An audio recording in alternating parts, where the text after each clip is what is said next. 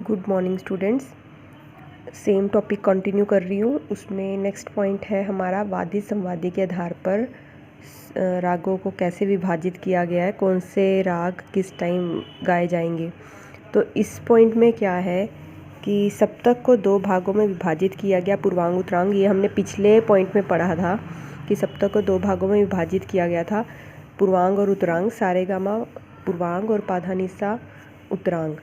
तो जिस राग का वादी स्वर जो है वो पूर्वांग में आता है वो राग पूर्वांग वादी कहलाता है, और जिसका वादी स्वर उत्तरांग में आएगा वो उत्तरांग वादी राग कहलाएगा। तो इस आधार पे एक समय सिद्धांत बनाया गया, जो जिस राग का वादी स्वर ज़्यादा यूज़ होगा, ज़्यादा चलन में आएगा, वो राग पूर्वांग वादी भी होगा और वो दिन में गाया जाएगा।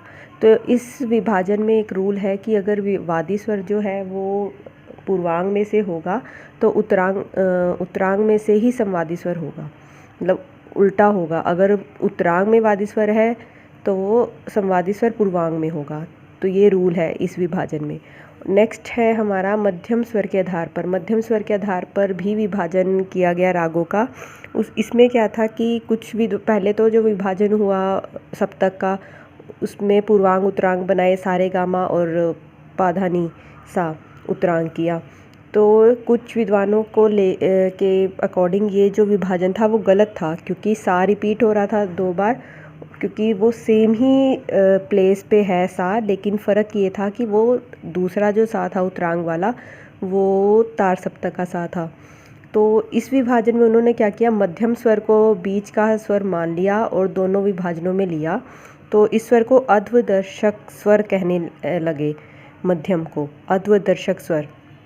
तो इस विभाजन में क्या किया गया, सारे गामा पूर्वांग मापाधानी, और इसमें मापाधानी में म तीव्र लिया और सारे गामा में म शुद्ध ले लिया।